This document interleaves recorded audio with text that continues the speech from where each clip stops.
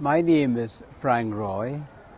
I come from an indigenous community in northeast India, a community that is amongst the few surviving matriarchal societies where the children belong to the clan of the mother and where the land is under the custody of women.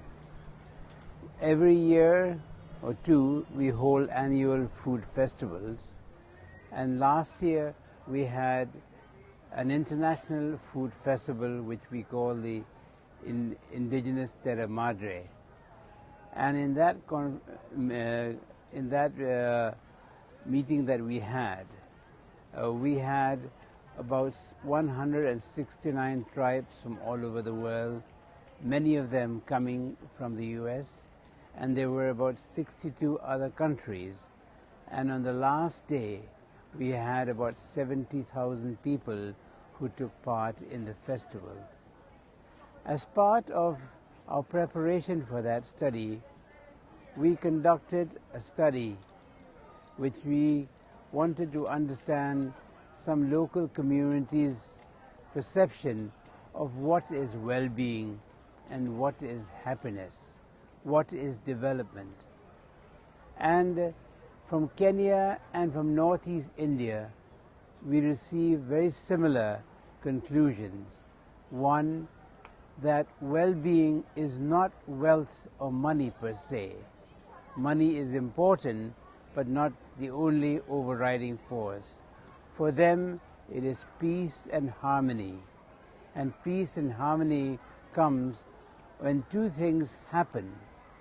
First one is when there is good governance by the local leaders at the local level.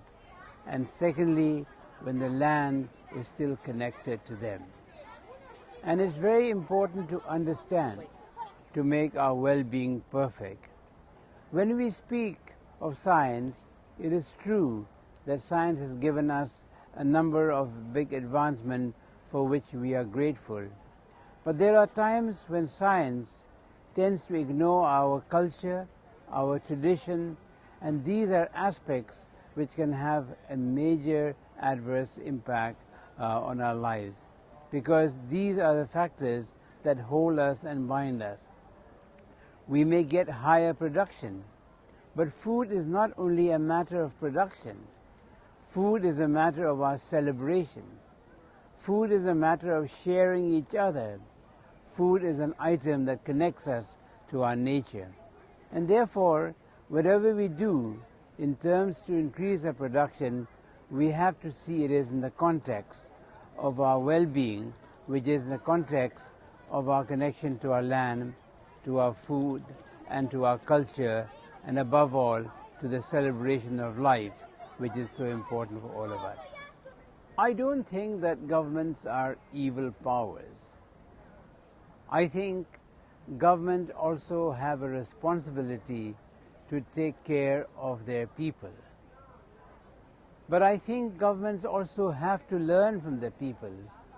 All too often, when governments look at what they have to do, they think that production is an important and perhaps the only factor. And therefore productivity becomes a major concern. And when you produce and you ignore the other cultural aspects, you start monetizing the economy.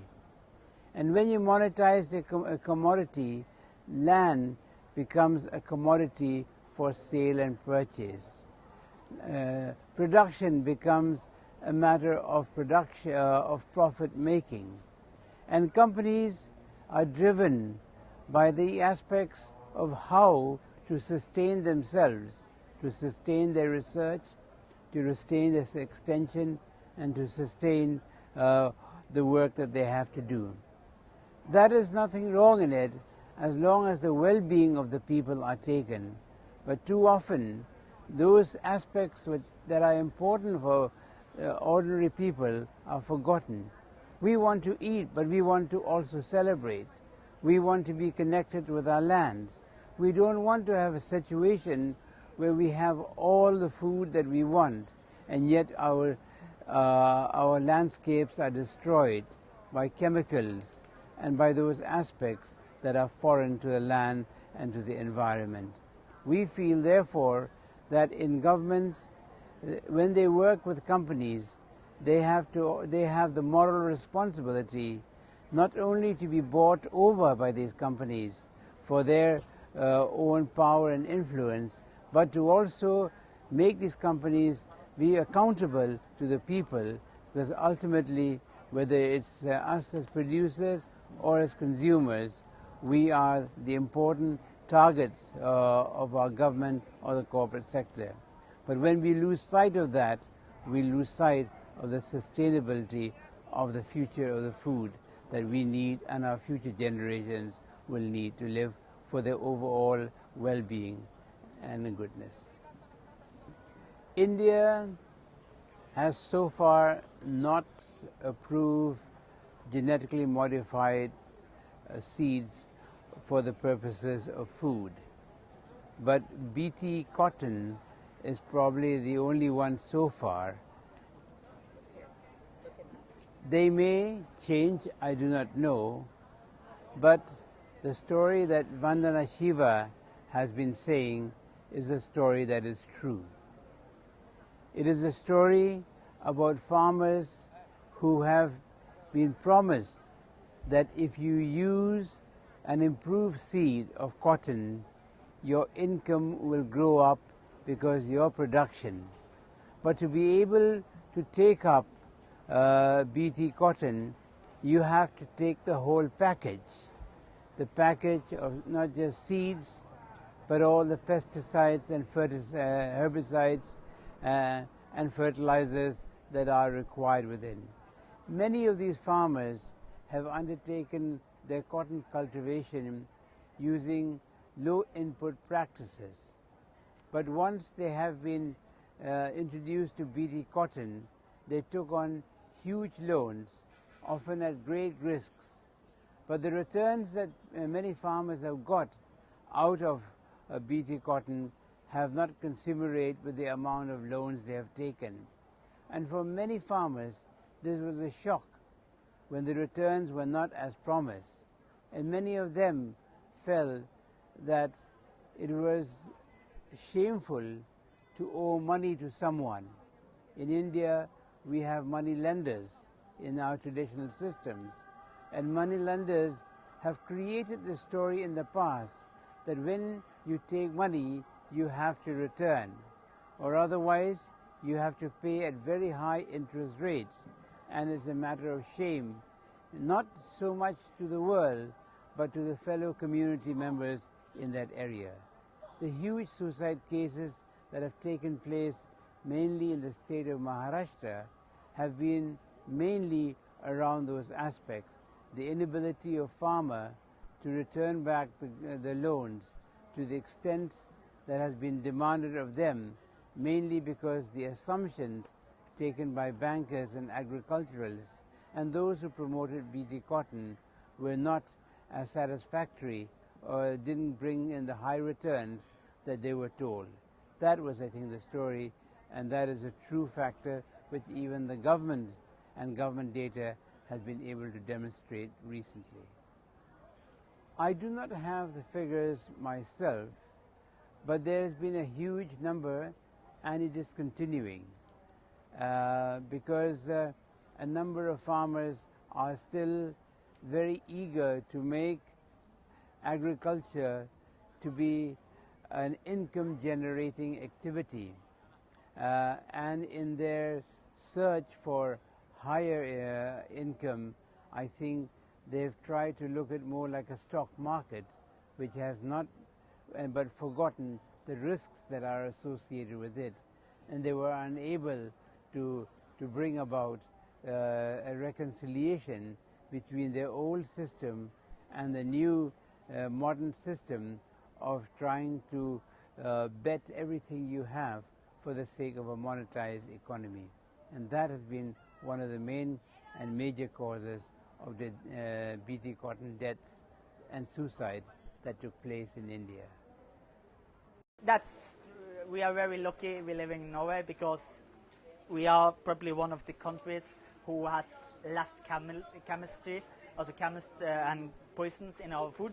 But it's very important to grow it organically and don't use poisons who destroy the soil, destroy the bees, and not we really 100% know what actually does in the body, because you have the cocktail effect. Not somebody says it's nothing happens, but do we really know? So it's important to have a good culture of taking care of the soil and taking care about the people around, the animals around. Okay. We read and hear all the time that the American agriculturists are the ones who are going to use genetically modified organisms to feed the world.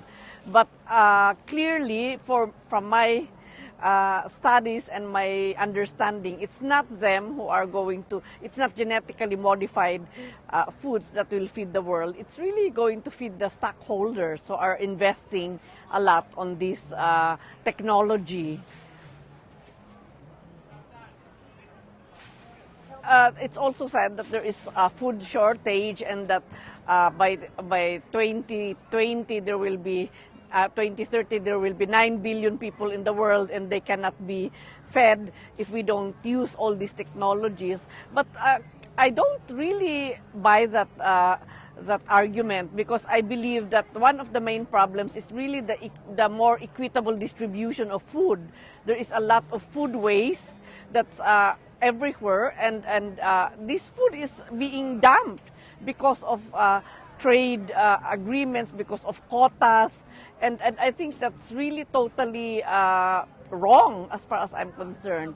The other issue is, of course, that the food that is being produced now, or the expansion of agricultural plantations, is producing food that is to feed the cows, for instance. It's not food that will feed the people. So I've been to Brazil, I've been to Paraguay, I've seen wide tracts of lands which are indigenous people's lands that have been converted into production of soya beans, you know, and these are being sold to feed the cows in the developed countries. And I think that's another case of that's a very questionable way of addressing the issue of the right to food, or food security, or food sovereignty. You know, if it's the businessmen, the rich agribusinessmen, who are the ones determining how food should be produced, and that's the way that they are doing it, then it's not really going to feed the world. We're going to have a major crisis as far as food is concerned. So what is the solution? Well, I think the solution is to really look at the, you know, to use the results of the studies that have been done by the FAO itself, which says that it's small farmers who are feeding the world today.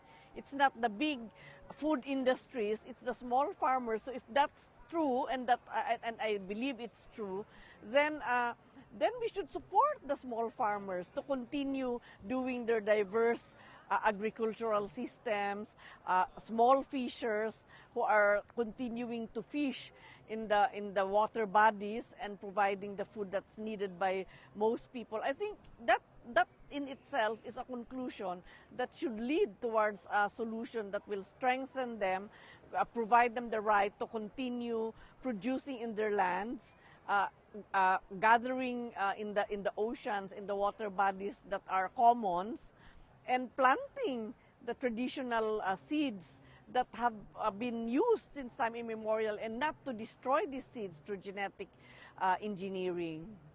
Well, what can ordinary people do to encourage slow food movement and the protection of the seeds? Well, I think that ordinary people should really know where their food is coming from, how this food is being produced, who are the ones benefiting from the proceeds or profits that are gained from this food, so that they will be more they will be more sensitive, to those who are producing this food, and that they will be able to reward them for the efforts that they are doing in terms of producing food but not destroying the environment as big industrial agriculture is doing.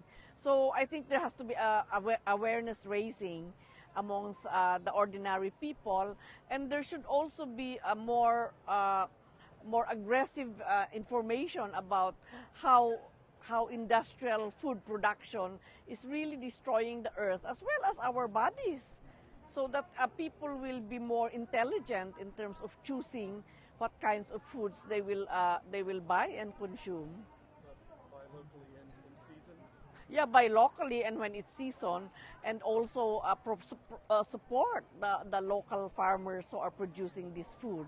And I think there should also be campaigns against these trade agreements that facilitate, this system wherein it doesn't matter how you produce the food as long as you are able to complete the quota that you have committed under that agreement.